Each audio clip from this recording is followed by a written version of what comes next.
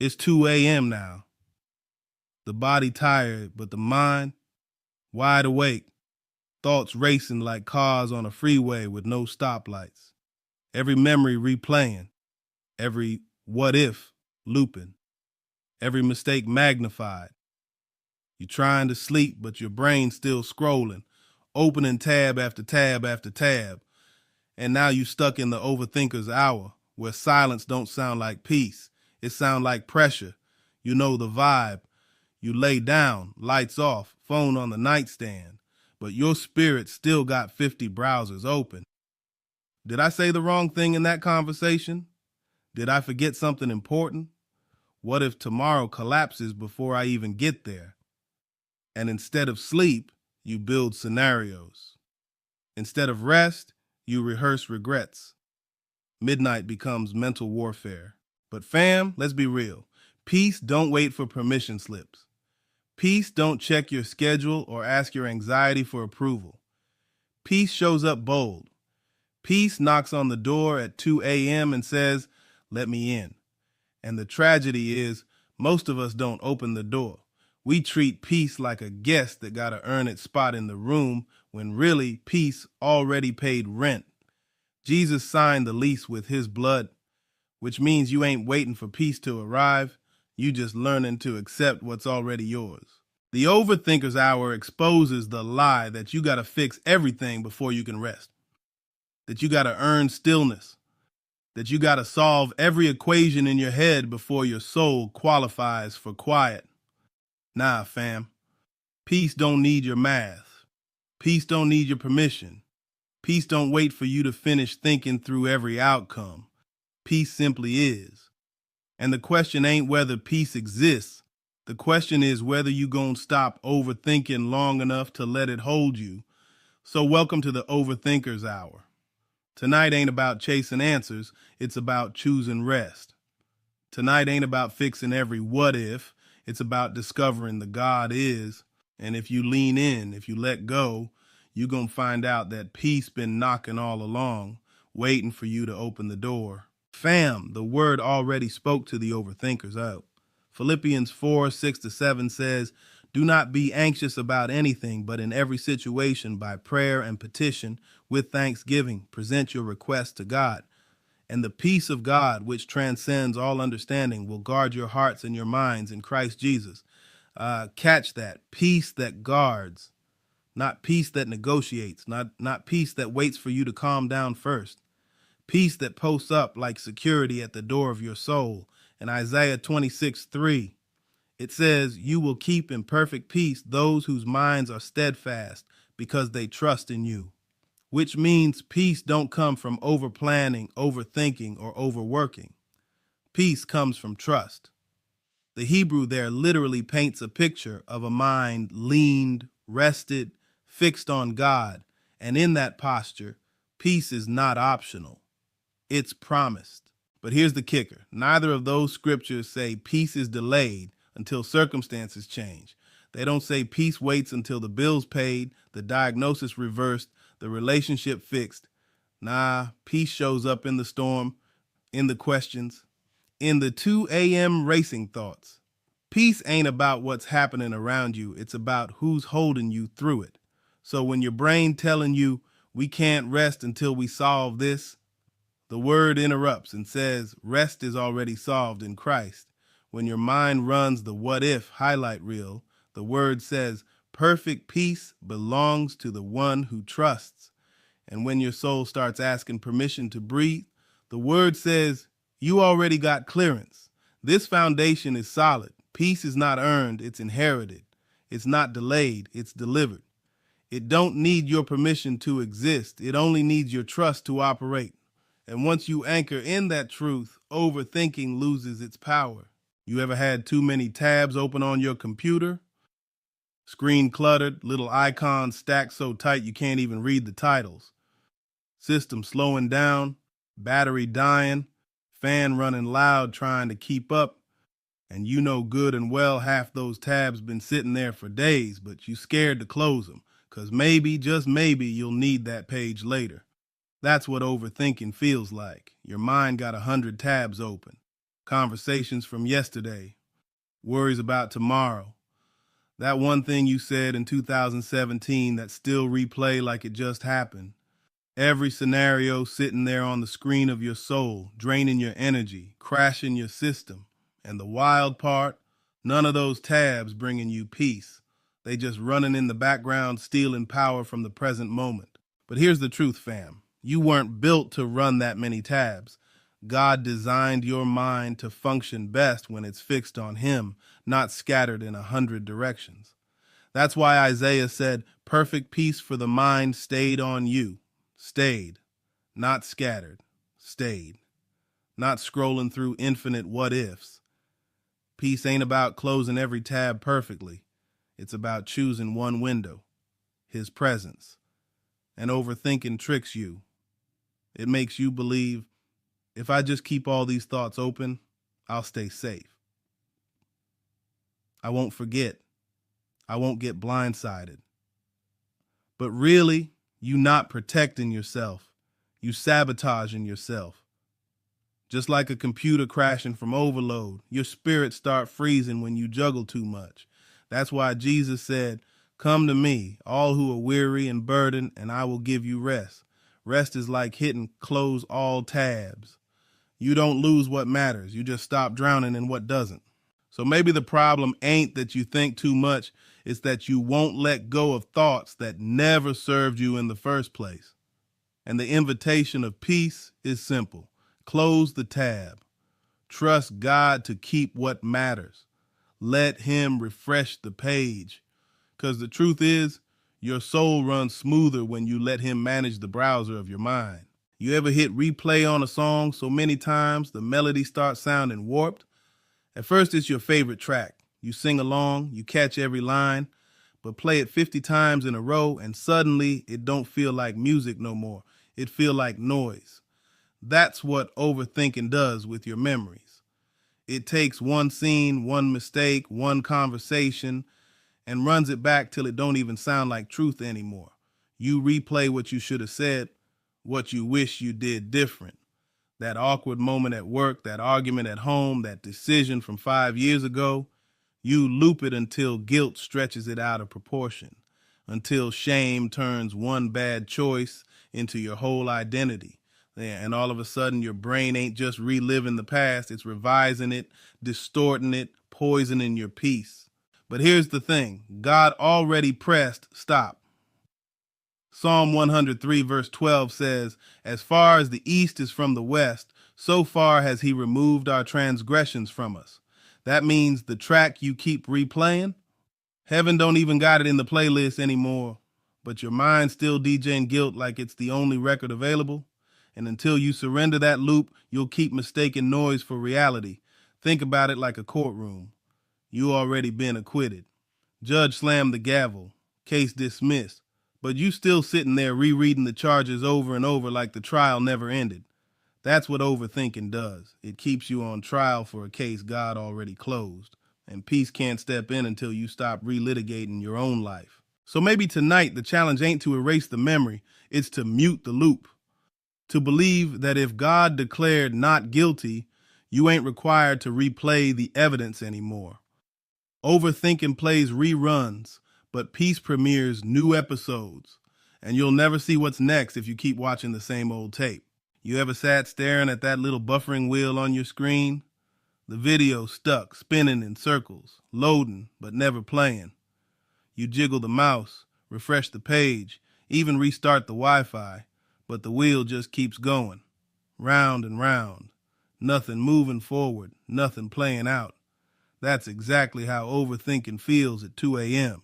Your mind got a wheel spinning, but no solution loading. You review the conversation.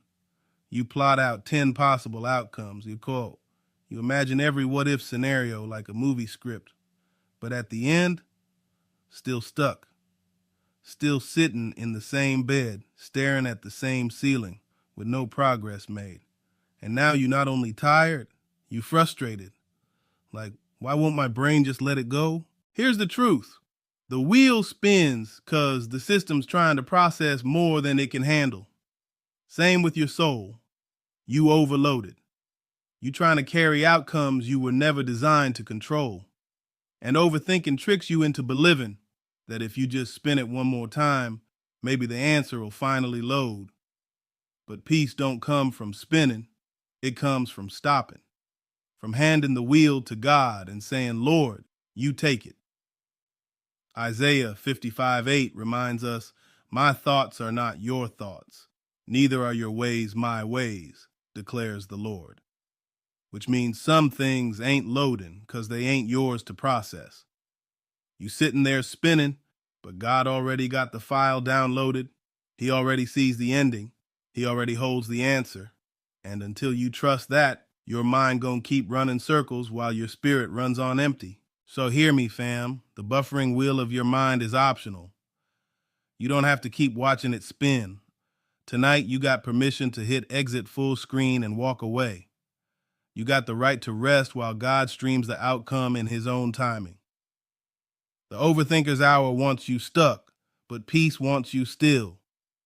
And stillness is where the picture finally clears. Here's the thing about overthinking, fam. It don't just keep you awake, it keeps you chained.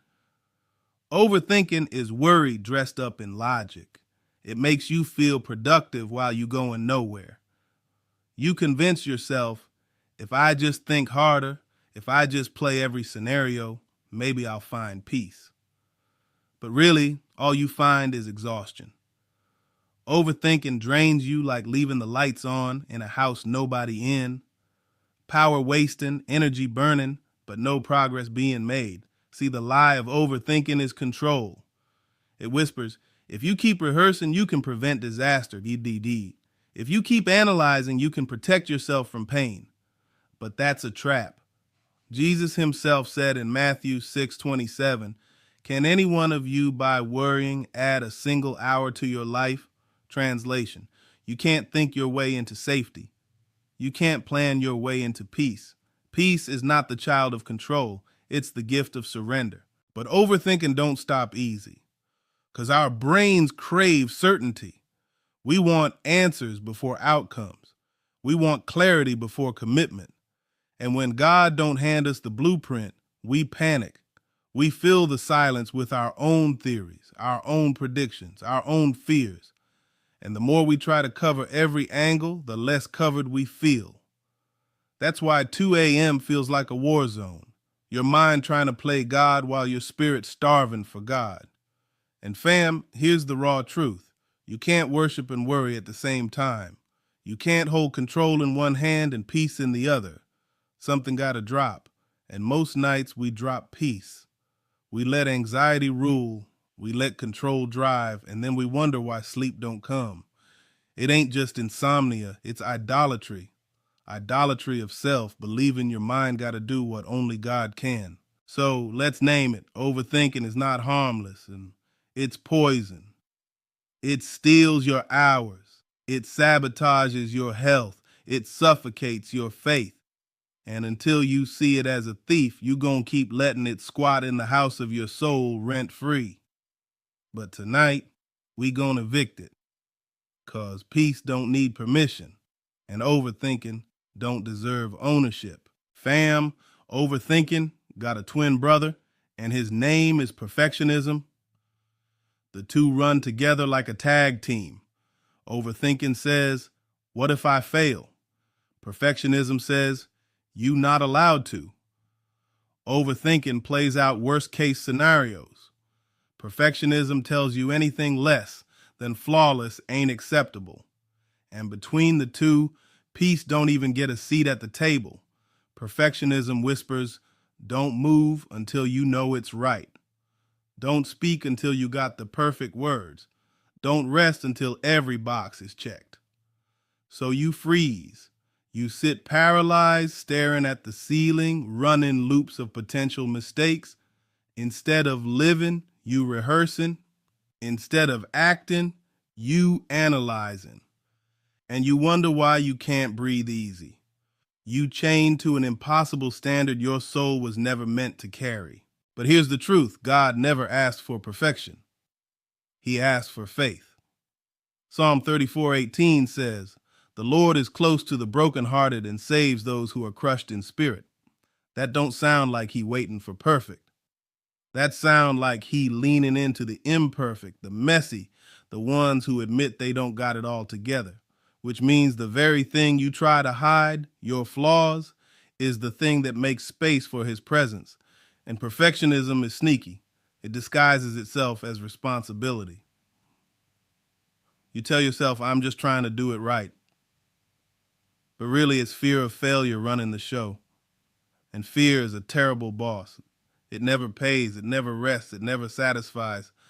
You can give fear your whole night, your whole body, your whole piece, and it still demand more. So let's call it perfectionism ain't holy, it's heavy. Overthinking tells you to calculate every outcome, and perfectionism tells you none of them are good enough. But peace interrupts both and says, I don't need your perfect, I need your trust.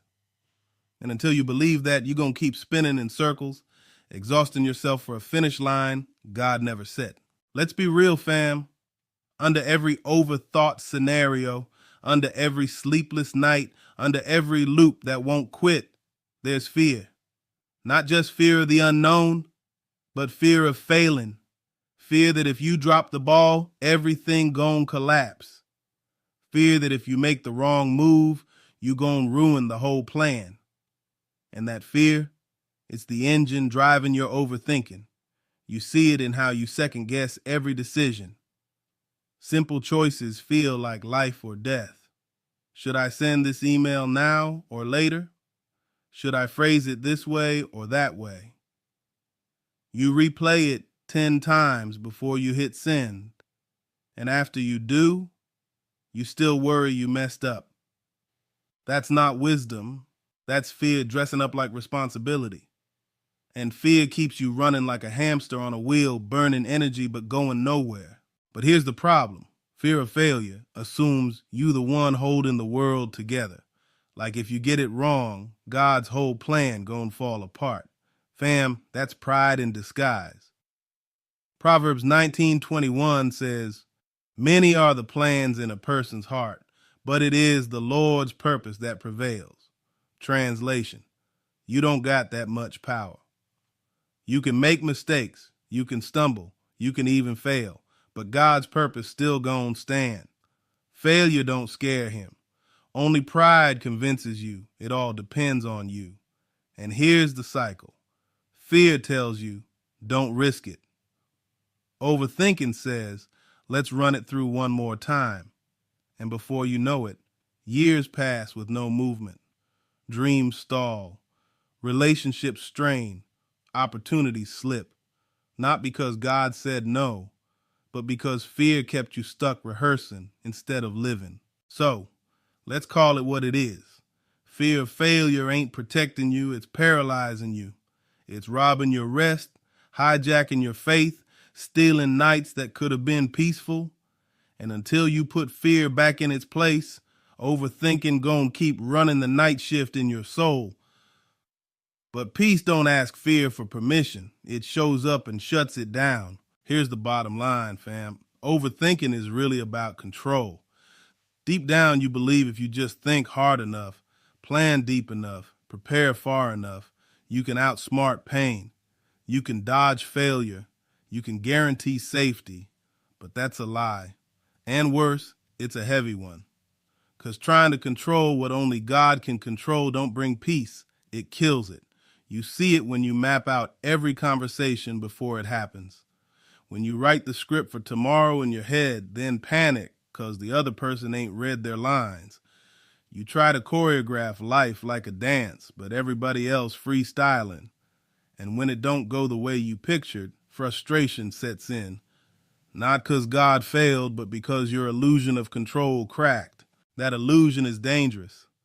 It makes you think peace comes from perfect plans. But Proverbs 16:9 says, in their hearts humans plan their course, but the Lord establishes their steps.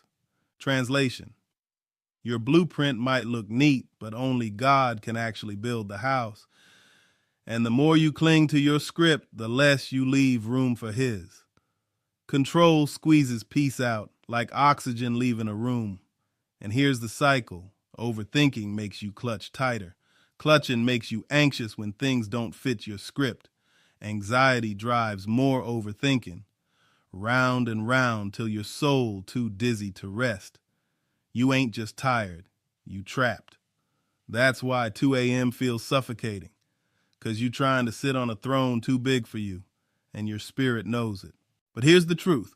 Peace don't need your permission, and it sure don't need your control. Peace shows up when you release control. When you admit, Lord, I can't run the universe. I can't even run my own thoughts, but I trust you can. That's when the wheel stops spinning. That's when rest returns. That's when freedom finally breathes again.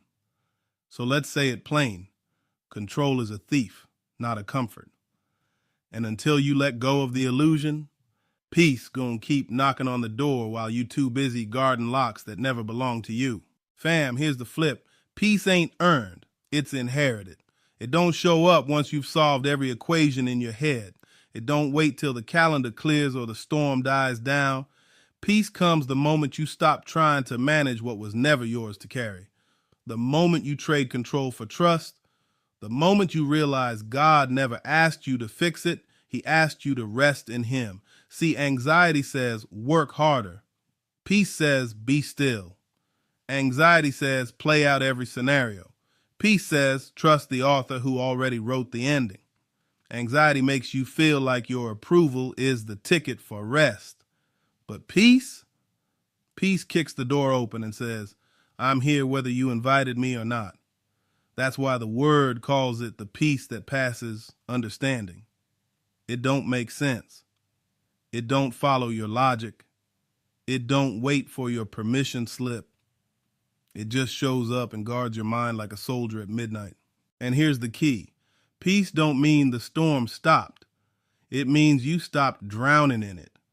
Peace don't mean the questions answered. It means the questions lost their power to torment. Peace don't mean you got clarity. It means you got covering. And once you let that sink in, you're going to realize the battle ain't in your circumstances. It's in your decision to rest. So tonight, let the turning point be this. Stop waiting for peace to knock. Open the door. Stop asking what if and start confessing God is. Peace ain't asking your thoughts for approval. It's asking your spirit to trust. And the moment you say yes, peace takes its rightful place. Not as a guest, but as family. Not as a visitor, but as a guard. Peace don't need permission, fam. It just needs your surrender. Here's what the word said, fam. Peace is not passive, it's protective. Philippians 4:7 didn't just call it peace, it called it a guard. Like a soldier on duty, posted up around your heart and your mind. Which means peace ain't some fragile vibe you hope lasts till morning. Peace is security detail. Stand and watch when you too tired to keep fighting your thoughts. Picture it like this. Your mind a neighborhood.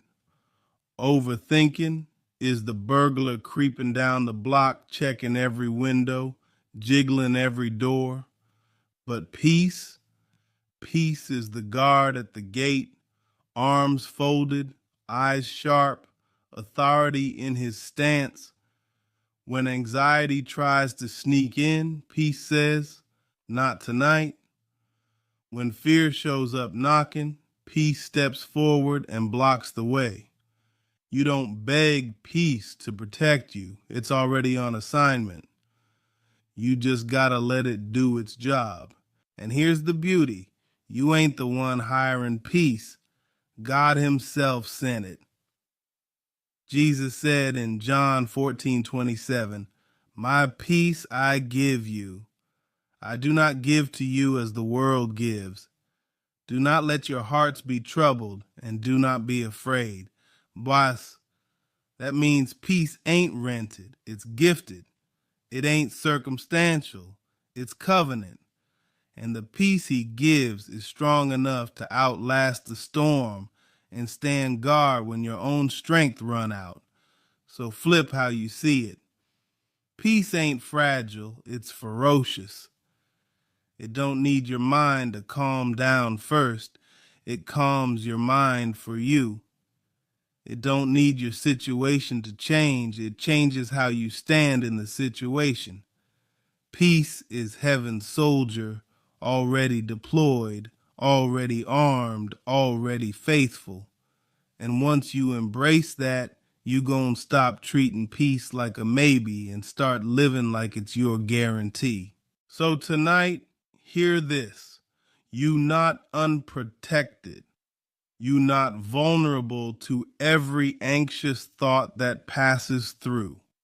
Peace is on duty. Peace is posted.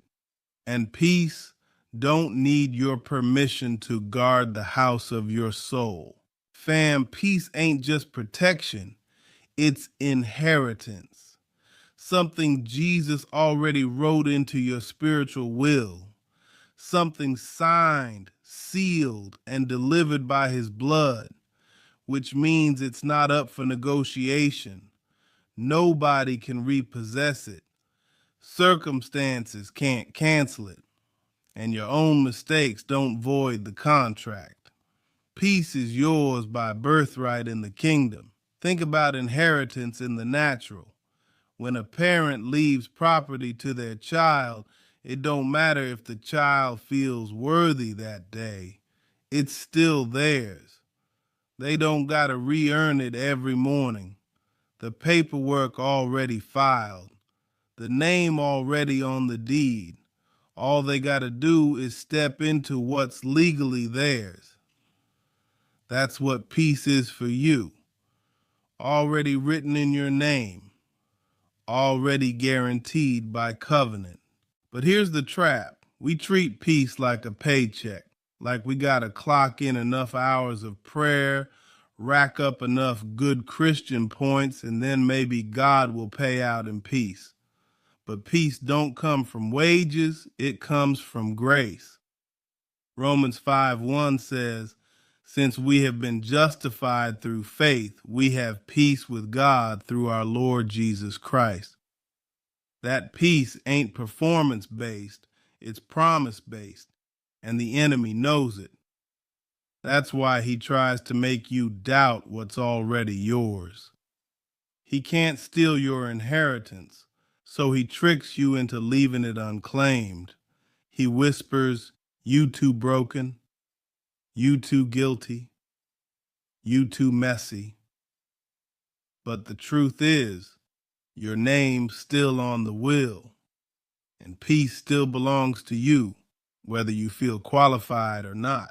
So tonight, stop asking permission to access what Jesus already died to give you. Stop waiting till you feel worthy to let peace in.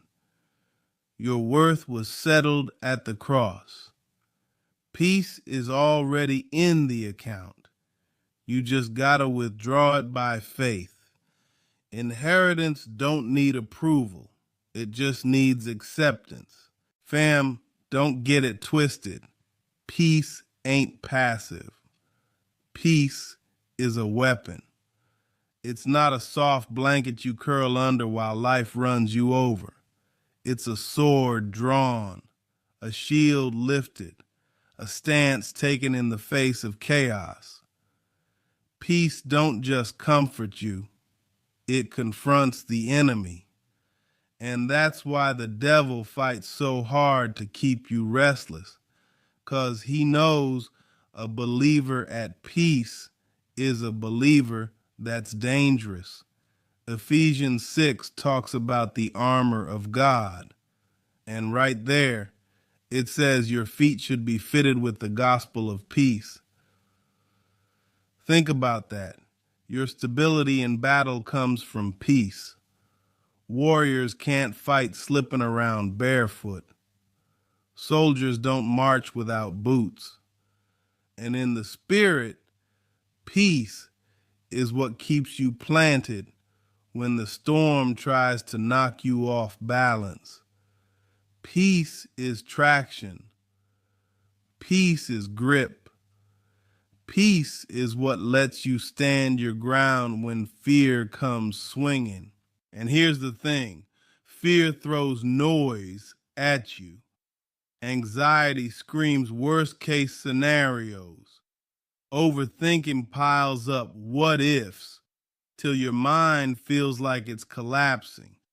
But peace don't argue, it enforces. Peace steps in the room like a cop breaking up a riot saying, enough. It don't need to shout because its authority speaks for itself. When peace shows up, chaos gotta back up. So when you start feeling the spin at 2 a.m., remember this. Peace is not fragile, it's ferocious. It's not just comfort, it's combat. And every time you choose to rest, every time you breathe deep and whisper his name, every time you refuse to let fear run unchecked, you're not just calming down, you fighting back, you using the weapon Jesus placed in your hand. That's why peace don't need permission. It don't wait for circumstances to chill. It steps into the battle and claims territory. And the more you learn to wield it, the less ground the enemy gets to steal from your soul.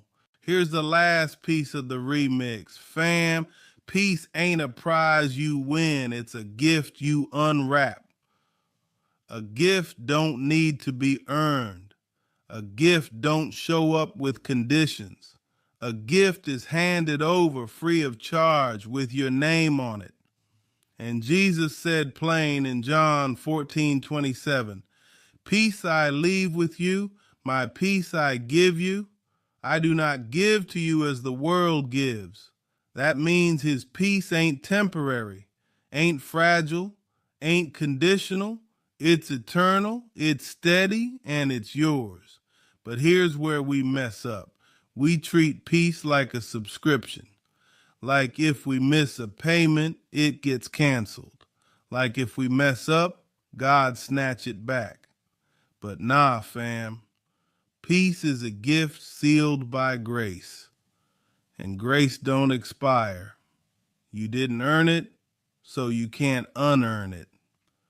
The only way you miss it is by refusing to open what's already in your hands. Think about birthdays or Christmas, Hamakriwa. A wrapped present sitting there with your name on it don't do you no good if you never open it. You can stare at it, admire the bow, even carry it around, but until you unwrap it, you can't enjoy what's inside. That's how some of us live with peace. We talk about it, we sing about it, but we never unwrap it. We never say, Lord, I receive it. And so we live restless while peace sits unused. But here's the beauty. You can unwrap it right now. You don't gotta wait till the storm passes. You don't gotta wait till the morning light. At 2 a.m., in the thick of the Overthinkers Hour, you can whisper, Lord, I receive your peace. And instantly, the gift starts working, not because you earned it, but because he gave it. And when you finally live like peace's gift, not goal, you walk different, you breathe different, you rest different. So tonight, stop treating peace like a reward for good behavior, Matt. Start receiving it as the gift it already is. Unwrap it, embrace it, live it. Because peace don't need your permission. It only needs your yes. Let's take it to Luke 10, fam. Jesus slid through the village and came to Martha and Mary's house. Martha busy, hustling in the kitchen, making sure everything on point. She's stressing about the menu, the plates, the details, heart racing, hands moving, thoughts spinning. Mary, she's sitting still right at Jesus' feet. No apron, no anxiety, no checklist, just resting in his presence. And Martha, frustrated, comes to Jesus like, Lord, don't you care that my sister left me to do the work by myself? Tell her to help me. And what does Jesus say? Martha, Martha, you are worried and upset about many things, but few things are needed, or indeed only one. Mary has chosen what is better, and it will not be taken away from her. Catch it? Martha's busyness looked responsible, but it robbed her peace. Mary's stillness looked unproductive, but it positioned her for blessing. Martha was overthinking the details. Mary was over resting in the presence. And Jesus made it clear. Peace don't need permission from productivity. It don't need your to-do list to be complete. It don't wait till the kitchen clean or the house perfect. Peace shows up wherever Jesus is welcomed. And here's the raw lesson. Martha thought peace came from control, but Mary knew peace came from surrender. Martha was waiting for her tasks to end before she could breathe. Mary breathed first, trusted Jesus first, sat down first, and in that posture she received what Martha missed. So, which one are you tonight? The one stressing in the kitchen of your mind, trying to juggle every task, every worry, every outcome? Or the one sitting still, choosing presence over performance? Jesus already told us which is better. Peace is not earned in your hustle. It's chosen in your stillness. And once you choose it, he promised it won't be taken away. All right, fam, here's the challenge. Be Mary in a Martha world. Tonight, before you lay back down, ask yourself, what's driving me right now, presence or performance? If it's performance, you're going to stay stuck in the kitchen of your thoughts, trying to get every dish perfect. But if it's presence, you're going to find yourself sitting at his feet, choosing the one thing that actually matters. First move, set the chair, literally. Find one spot in your room, maybe a corner, maybe next to your bed, and make it your Mary chair. Not a place for scrolling, not a place for stressing, just a place to sit and breathe and whisper his name. You don't need a whole hour. 2 minutes in that chair, focused on him, can shift your whole night. That physical space will remind you, peace don't wait on me to finish the checklist.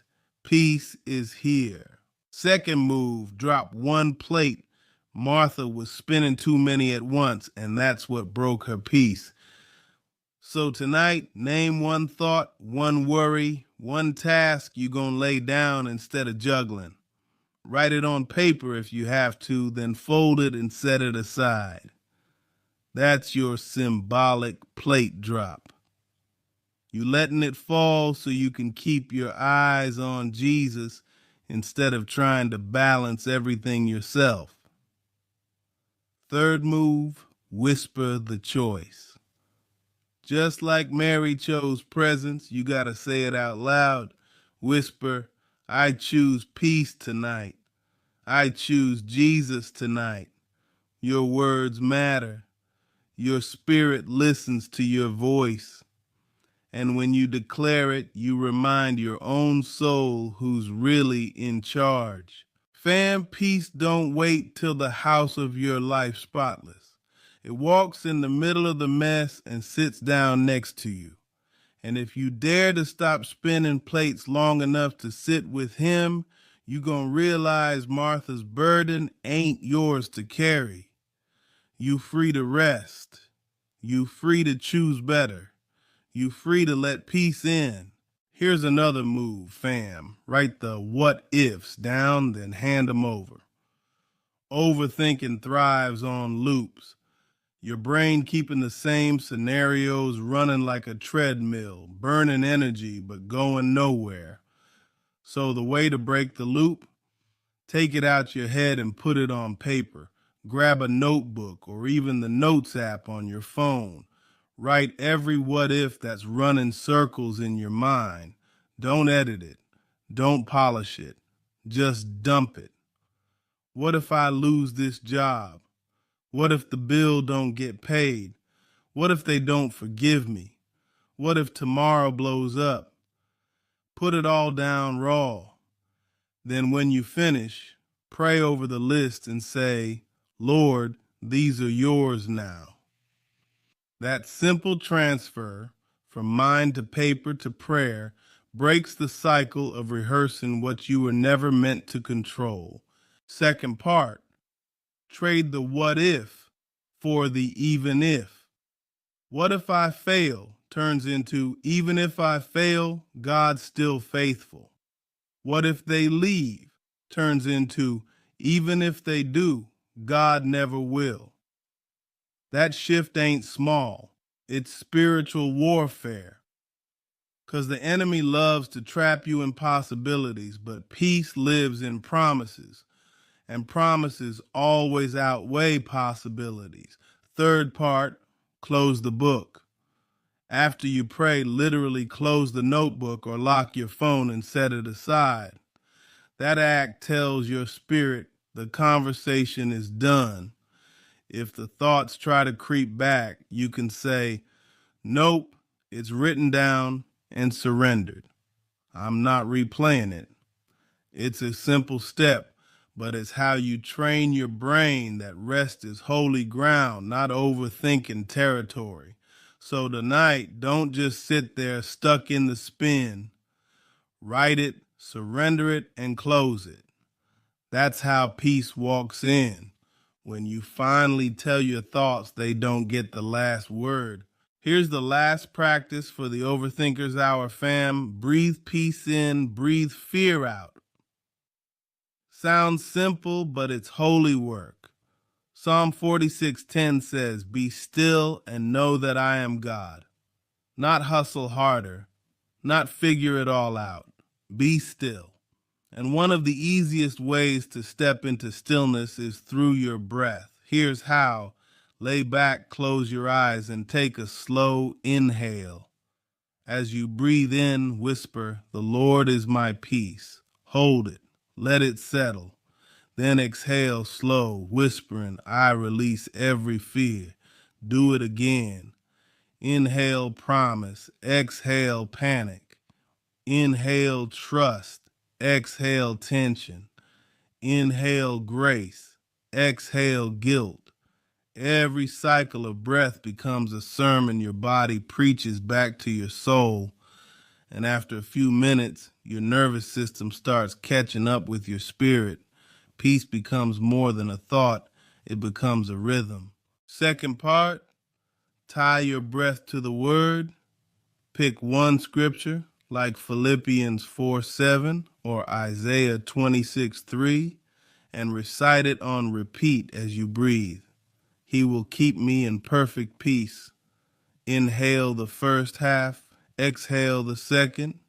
The peace of God guards my heart and mind. Inhale promise, exhale prayer. The word ain't just information, it's oxygen. And when you lace it with your breath, it fills more than your head, it fills your whole being. Last part, practice gratitude in the pause. Between each breath, thank him. Thank you for keeping me. Thank you for holding me. Gratitude shifts focus. Instead of fixating on the what ifs, you anchor in the what is. And what is true tonight? You alive, you held, you loved. That's enough to rest. Fam, this is how you turn overthinking into overflow. Not by suppressing thoughts, but by replacing them with rhythms of peace. Every breath becomes resistance against chaos, and every exhale becomes worship. Peace don't ask permission. It enters when you finally let yourself breathe.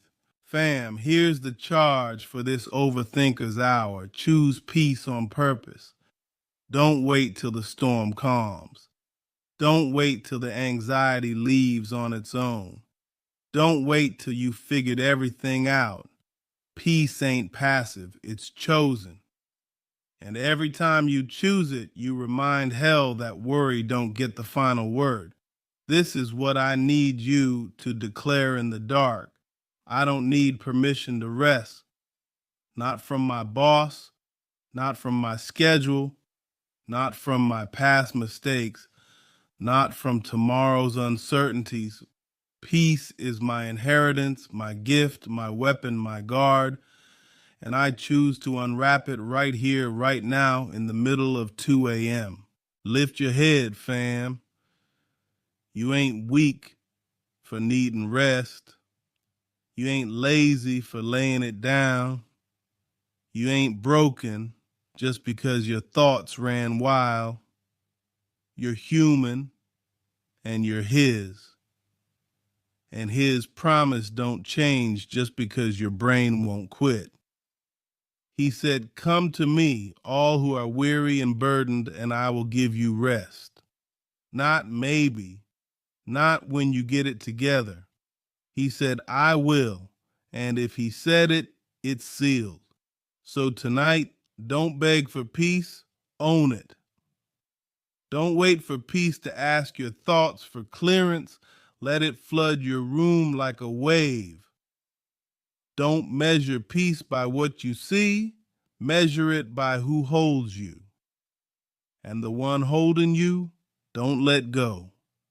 Fam, you survived the Overthinkers Hour, not by outthinking it, but by choosing peace in spite of it. And that choice, that's victory. Every time you say, "I receive," you resist the lies of the enemy and you reclaim your night. So walk in it, rest in it, live in it. Peace is already yours. Fam, as this 2 a.m. Overthinkers Hour closes, let me leave you with this truth. Peace is not a privilege, it's your portion. It don't show up because your mind finally behaved. It don't arrive because your plans lined up perfect. Peace is here because Jesus said it's yours. And if he spoke it, no lie in your head, no storm in your life, no fear in your chest can cancel it. So, when the what ifs start climbing back in, breathe and remember, even if God is still faithful. When the mental tabs try to open again, shut them down with his word. You will keep me in perfect peace. When the buffering wheel spins, whisper, "Lord, I trust you to load what I can't." Peace don't ask your permission. It interrupts your worry with God's authority. And once you embrace that, rest becomes resistance.